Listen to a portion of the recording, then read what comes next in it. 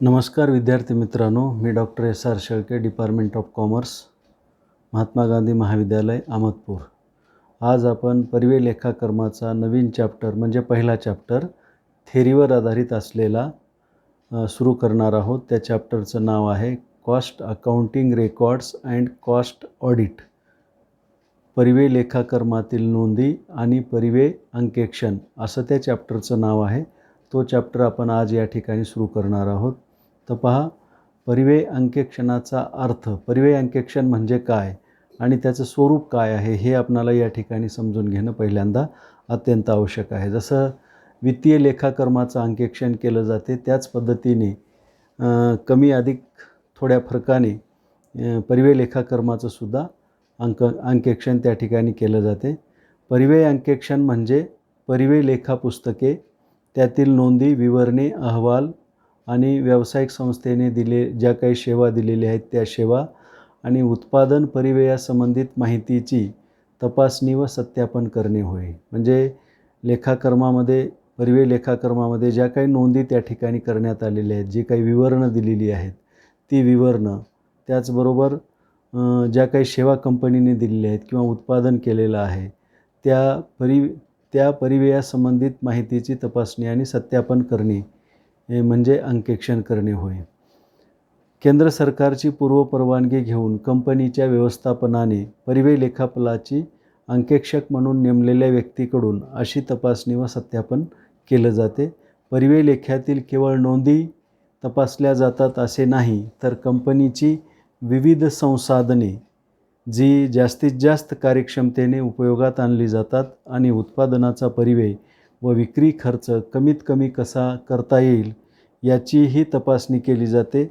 परिव्यय अंकेक्षण हे वित्तीय अंकेक्षणासारखे शवविच्छेदन कार्य नव्हे. परिव्यय अंकेक्षण परिव्ययाची अचूकता तपासतो आणि उत्पादन प्रक्रियेमध्ये काही अकार्यक्षमता जर निर्माण झालेल्या असतील तर त्या अकार्यक्षमतेमुळे परिव्यय वाढला असेल तर त्या अकार्यक्षमता शोधून त्यावर उपाययोजना सुचविण्याचे काम परिव्यय अंकेक्षक त्या ठिकाणी करत असतो.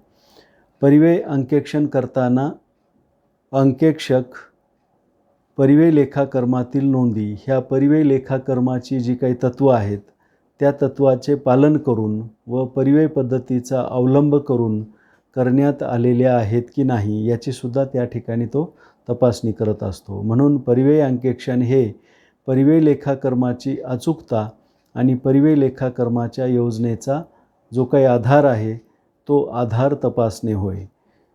आर्थिक लेखाकर्मामध्ये शवविच्छेदनाचं काम केलं जाते. म्हणजे बारीक सारीक गोष्टी त्या ठिकाणी घडून गेलेल्या व्यवहाराची नोंद केली जाते. तशा प्रकारचं हे अंकेक्षण नाही, तर जी काही संसाधने या ठिकाणी वापरली जातात त्या संसाधनाच्या वापराच्या बाबतीमध्ये किंवा जे काही त्या ठिकाणी निर्माण झालेल्या अकार्यक्षमता आहेत आणि त्या अकार्यक्षमतेमुळे उत्पादनाचा खर्च वाढलेला आहे काय यासंबंधीची जी काही तपासणी केली जाते त्याला परिव्यय अंकेक्षण असे त्या ठिकाणी संबोधले जाते.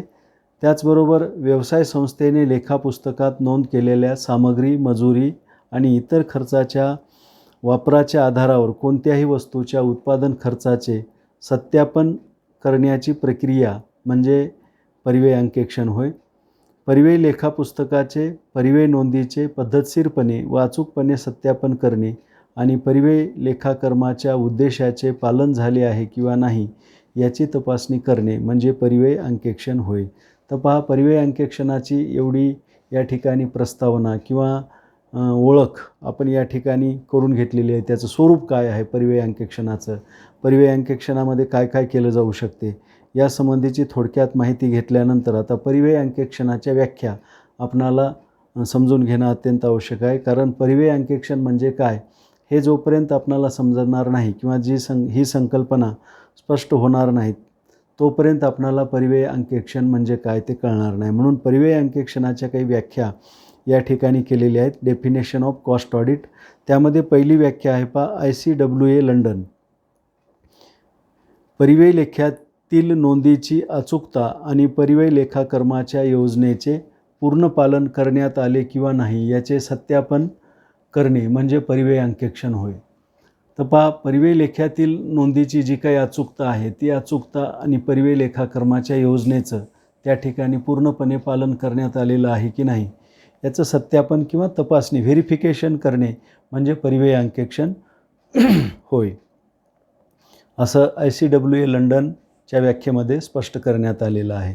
त्यानंतर दुसरी व्याख्या आहे ICWI उद्योग संस्थेने ठेवावी लागणारी आवश्यक माहिती व परिव्यय लेखाकर्मातील नोंदींचा आढावा, तपासणी आणि मूल्यमापन करण्यासाठी भारत सरकारने निर्माण केलेल्या अंकेक्षण पद्धतीस परिव्यय अंकेक्षण असे म्हणतात. म्हणजे ह्या अंकेक्षण पद्धतीचा उदय भारत सरकारची परवानगी घेऊन अशा प्रकारचं अंकेक्षण त्या ठिकाणी केलं जाते.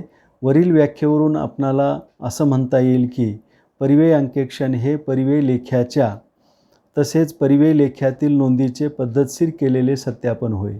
तर पहा, कंपनी कायद्यानुसार आपणाला परिव्यय अंकेक्षण करणं बंधनकारक आहे. त्या ठिकाणी काही अटी आहेत. त्या अटीची पूर्तता करणाऱ्या सर्व उद्योग संस्थांना किंवा कंपनींना आपलं परिव्यय अंकेक्षण करणं अनिवार्य करण्यात आलेलं आहे. तर पहा, कंपनी कायद्यामध्ये परिव्यय अंकेक्षणाची तरतूद करण्यात आलेली आहे.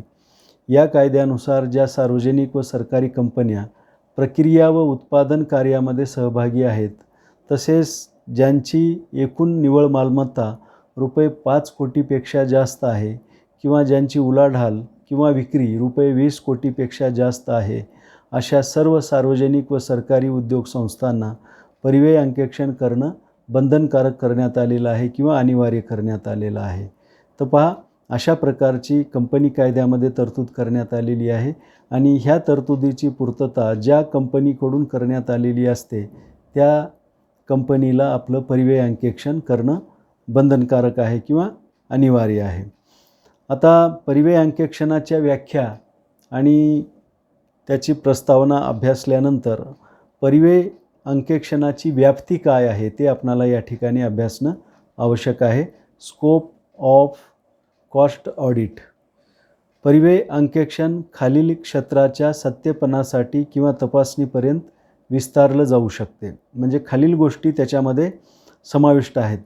परिव्यय अंकेक्षणामध्ये कोणकोणत्या गोष्टी केल्या जातात, ते कोणकोणत्या क्षेत्रापर्यंत ते व्यापलेलं आहे. तर त्यामध्ये पहिला आहे पहा, नंबर 1 सेवा, सर्व्हिस. वीज, इंधन, पाणी, वाफ आणि विजेचा वापर आणि सामग्री, मजुरी व इतर खर्चाची सेवा विभागावर विभागणी करण्याशी संबंधित आहे. तर पहा, ज्या काही सर्व्हिस किंवा ज्या काही सेवा त्या ठिकाणी उपलब्ध होतात त्याच्यावर होणारा जो काही खर्च आहे, सामग्री, मजुरी व इतर खर्च, या खर्चाची सेवा विभागावर विभागणी करण्यात आलेली आहे की नाही हे अंकेक्षण याच्याशी संबंधित आहे. त्यानंतर दुसरा मुद्दा आहे पहा, मजुरी आणि वेतन, वेजेस अँड सॅलरी. रोजगार आणि उपस्थिती नोंद ठेवणे, म्हणजे त्या ठिकाणी जो रोजगार आहे किंवा मजूर आहेत, मजूर आणि त्यांची उपस्थितीची नोंद ठेवणे. त्याचबरोबर त्यांनी किती वेळ ओव्हरटाईम केलेला आहे, किती वेळ त्यांचा वाया गेलेला आहे, हे याच्या नोंदी त्या ठिकाणी ठेवणं अत्यंत आवश्यक आहे. कारण यामुळेच आपणाला मजुरी आणि त्यांच्या पगाराचं आगणन त्या ठिकाणी करता येते आणि ह्या मजुरी आणि पगाराच्या विविध विभागामध्ये मजुरी आणि पगाराचं विविध विभागामध्ये वाटप की जे खेळत्या भांडवलाशी संबंधित आहे. म्हणजे जो दैनंदिन खर्च आहे आणि तो खर्च ज्या भांडवलातून आपण भागवतो ते म्हणजे खेळते भांडवल. तर ह्या खेळत्या भांडवलाशी संबंधित ह्या जे बाबी आहेत याची तपासणी त्या ठिकाणी करणं आवश्यक आहे. त्यानंतर नंबर 3 अधिव्यय किंवा ओव्हरहेड. उत्पादन, प्रशासन, विक्री आणि वितरण यासारख्या अधिव्ययाचे योग्य आधारावर वाटप केले जावे. परिव्यय लेखापरीक्षक विविध विभागामधील अधिव्ययाचे योग्य आणि न्याय्य आधारावर वितरण, वित्तीय नोंदीसह परिव्ययाच्या नोंदीचा समेट म्हणजे रिकन्सिलेशन, अधिव्यय पुनर्प्राप्ती दर, ओव्हरहेड रिकव्हरी रेट आणि स्थिर आणि बदलत्या खर्चाच्या दरम्यान परिव्ययाचे वाटप करण्याचा आधार यांची त्या ठिकाणी खात्री मिळते की नाही हे तपासलं जाते. त्याचबरोबर घसारा म्हणजे डिप्रिशिएशन, स्थिर मालमत्तेचा संख्यात्मक तपशील, म्हणजे त्या ठिकाणी त्या व्यवसायामध्ये किती स्थिर मालमत्ता उपलब्ध आहेत त्याचा संख्यात्मक तपशील, त्या स्थिर मालमत्तेची स्थिती, सिच्युएशन काय आहे, त्यानंतर घसारा आकारण्याच्या पद्धती त्या ठिकाणी कोणत्या अवलंबल्या जातात, सामान्य मालमत्तेच्या बाबतीत घसाऱ्याचे वाटप इत्यादी सह स्थिर मालमत्तेच्या लेखापुस्तकात त्या ठिकाणी नोंदी ठेवण्यात आलेली आहे की नाही, किंवा तशी लेखापुस्तकं मेंटेन करण्यात आलेली आहेत की नाही, हे ह्या परिव्यय अंकेक्षणामध्ये बघितलं जाते. त्यानंतर पाचवं आहे पाचवा मुद्दा किंवा घटक, उत्पादन, प्रोडक्शन. कारण सर्वात महत्त्वाची गोष्ट ही आहे, कारण ज्याच्यासाठी आपण सगळा खटाटोप करतो ते उत्पादन.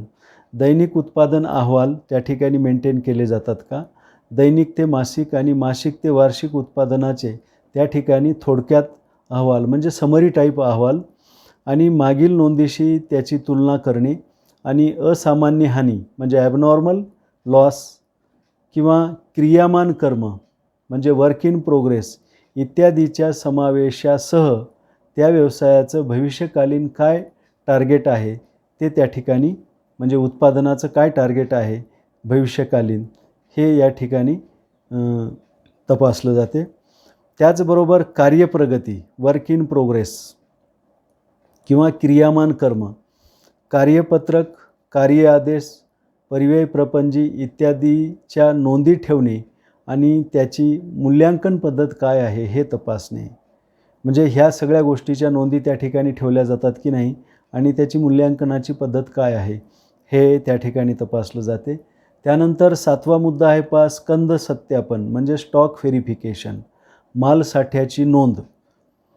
म्हणजे स्कंद हा दोन्ही प्रकारचा स्कंद, जो तयार वस्तू म्हणजे पूर्ण किंवा तयार वस्तूचा मालसाठा आणि अपूर्ण वस्तूची उत्पादने, सुटे भाग आणि संग्रह साधने, यंत्रसामग्रीचे सुटे भाग इत्यादी, त्यांची मूल्ये, निर्गमन करण्याची प्रक्रिया आणि त्यांची शिल्लक म्हणजे बॅलन्स कशा प्रकारचं आहे हे ह्या ठिकाणी तपासलं जाते. म्हणजे स्टॉक व्हेरिफिकेशन केलं जाते की नाही हे त्या ठिकाणी परिव्यय अंकेक्षणाच्या द्वारे तपासलं जाते. त्यानंतर आठवा मुद्दा आहे क्षमतेचा उपयोग, युटिलायझेशन ऑफ कॅपॅसिटी. म्हणजे त्या उद्योग संस्थेची जी काही क्षमता आहे, जी काही कॅपॅसिटी आहे, त्याचा वापर कशा पद्धतीने केला जातो हे सुद्धा त्या ठिकाणी तपासलं जाते.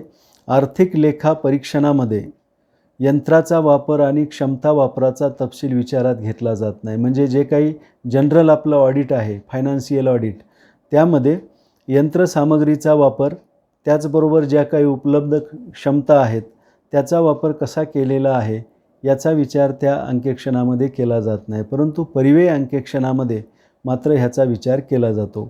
या श्रेणी अंतर्गत परिव्यय लेखापरीक्षक परीक्षणामध्ये खालील बाबीचा समावेश करतो, जसे एकूण उपलब्ध तास, किती तास उपलब्ध आहेत, प्रमाणित तास म्हणजे स्टँडर्ड आवर्स, आलं लक्षात.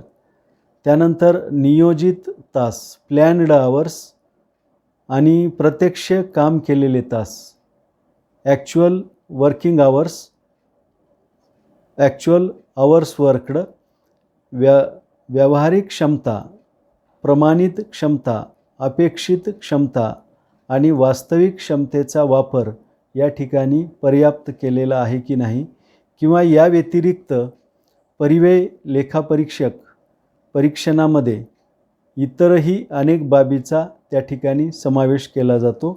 म्हणजे ह्या 8 बाबी परिव्यय अंकेक्षणामध्ये समाविष्ट असतात, याची तपासणी त्या ठिकाणी केली जाते. या व्यतिरिक्त अजूनही काही बाबी आहेत की ज्याचा परिव्यय अंकेक्षणामध्ये समाविष्ट केला जातो.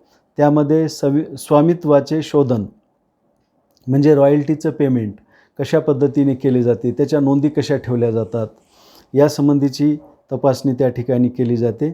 त्यानंतर नंबर 10 माल साठ्याचे व्यवस्थापन, इन्व्हेंटरी मॅनेजमेंट कसं केलं जाते त्या उद्योग संस्थेमध्ये, व्यवसाय संस्थेमध्ये, त्यासंबंधीची तपासणी केली जाते. उत्पादकता, प्रोडक्टिव्हिटी, त्या कारखान्याची जी काही उत्पादकता आहे ती उत्पादकता पूर्ण वापरात आणली जाते की नाही, जर आणली जात असेल तर किती उत्पादन होते, का पूर्ण क्षमता वापरात आणली जात नाही, तर यासंबंधीची तपासणी त्या ठिकाणी केली जाते. त्यानंतर 12वा मुद्दा आहे अंतर्गत नियंत्रण, इंटरनल कंट्रोल. म्हणजे व्यवसायाअंतर्गत जे काही नियंत्रण आहे ते नियंत्रण कशा पद्धतीने ठेवलं जाते, कार्यक्षमता वाढीसाठी हे नियंत्रण किती आवश्यक आहे आणि ते केलं जाते की नाही हे त्या ठिकाणी तपासलं जाते. अंतर्गत लेखापरीक्षण, इंटरनल ऑडिट, म्हणजे जसं फायनान्शियलच्या बाबतीमध्ये त्या ठिकाणी इंटरनल लेखापरीक्षणची तरतूद असते, तशी या ठिकाणी इंटरनल लेखापरीक्षण केलं जाते का नाही. त्याचबरोबर कॉस्ट रिडक्शन म्हणजे खर्च कपात करण्यासाठी काय काय त्या ठिकाणी म्हणजे नवीन कल्पना अवलंबल्या जातात किंवा अंमलबजावणी केली जाते. खर्च कपात करण्यासाठी काय काय प्रयत्न केले जातात हे त्या ठिकाणी तपासलं जाते. निर्यात कामगिरी, एक्सपोर्ट परफॉर्मन्स, म्हणजे त्या उद्योग संस्थेचा जो निर्यात कामगिरी आहे ती कामगिरी कशा प्रकारची आहे याचीसुद्धा तपासणी ह्या परिव्यय अंकेक्षणामध्ये समाविष्ट केली जाते. त्यानंतर उत्पादन प्रक्रियेतील अडथळे, बॅरियर्स इन प्रोडक्शन प्रोसेस. आता उत्पादनाची जी प्रक्रिया आहे ती प्रक्रिया काही सोपी नसते, त्यामध्ये अनेक अडथळे असतात. तर मग हे कोणकोणते अडथळे आहेत आणि त्या अडथळ्यावर ही उत्पादक संस्था कशा पद्धतीने मात करते यासंबंधीची माहिती त्या ठिकाणी तपासली जाते किंवा हे परिव्यय अंकेक्षणामध्ये समाविष्ट केलं जाते. पुढचा आहे 17 आंतर कंपनी व्यवहार, म्हणजे इंटर कंपनी ट्रान्झॅक्शन. कंपनी अंतर्गत जे काही व्यवहार होतात ते व्यवहार इत्यादीच्या बाबतीमध्ये जे काही वरचे आपण आतापर्यंतचे मुद्दे बघितलेले आहेत इत्यादीच्या संदर्भातील कंपनीचं काय धोरण आहे ते त्या ठिकाणी तपासलं जाते. व्यावहारिकदृष्ट्या आर्थिक अंकेक्षणापेक्षा परिव्यय अंकेक्षणाची व्याप्ती ही खूपच विस्तृत आहे. परिव्यय अंकेक्षणामध्ये ह्या सगळ्या गोष्टी त्या ठिकाणी तपासण्याचा प्रयत्न केला जातो किंवा समाविष्ट केल्या जातात. फायनान्शियल ऑडिटचं किंवा अंकेक्षणाचं एवढं विस्तृत कार्य नाही, कारण वर्षभर व्यवहार घडत असतात, त्या व्यवहाराची नोंद होते, त्यावरून खतावणी होते, त्यानंतर पोस्टिंग केली जाते, ट्रायल बॅलन्स तयार करून फायनल अकाउंट तयार केलं जाते. मग फायनल अकाउंट तयार करताना त्यामध्ये काही चुका वगैरे झालेल्या आहेत का किंवा अफरातफर झालेली आहे का किंवा लबाडी झालेली आहे का, एवढंच आर्थिक अंकेक्षणामध्ये तपासलं जाते किंवा सामान्य अंकेक्षणामध्ये तपासलं जाते. परंतु परिव्यय अंकेक्षणामध्ये ह्या सगळ्या गोष्टी त्या ठिकाणी समाविष्ट असतात. म्हणजे सद्यस्थितीमध्ये जी काही परिस्थिती आहे ती परिस्थिती या ठिकाणी तपासली जाते. तर म्हणून या ठिकाणी शेवटचं एक वाक्य आपणाला या ठिकाणी सांगावंसं वाटते की व्यावहारिकदृष्ट्या जर आपण विचार केला तर आर्थिक अंकेक्षणापेक्षा परिव्यय अंकेक्षणाची व्याप्ती ही विस्तृत आहे. म्हणून परिव्यय अंकेक्षण हे करणं कायद्याने अनिवार्य करण्यात आलेलं आहे. त्या विशिष्ट अटी पूर्ण करणाऱ्या कंपन्यांना, मग त्या सार्वजनिक असो की सरकारी असो, ज्यांची 5 कोटी निव्वळ मालमत्ता आहे आणि ज्यांची उलाढाल 20 कोटीपेक्षा जास्त आहे, अशा सर्व कंपन्यांना त्या ठिकाणी कंपनी कायद्यानुसार परिव्यय अंकेक्षण करणं अनिवार्य करण्यात आलेलं आहे, बंधनकारक करण्यात आलेलं आहे. तर मित्रो, आजच्या लेक्चरमध्ये आपण परिव्यय अंकेक्षणाची जी प्रस्तावना आहे ती प्रस्तावना म्हणजे नेचर त्याचा आपण अभ्यासलेला आहे, व्याख्या अभ्यासलेल्या आहेत आणि परिव्यय अंकेक्षणाची व्याप्ती याचा अभ्यास आपण आज केलेला आहे. आपण राहिलेला जो भाग आहे तो आपण पुढच्या लेक्चरमध्ये घेऊ. या ठिकाणी मी थांबणार आहे. धन्यवाद.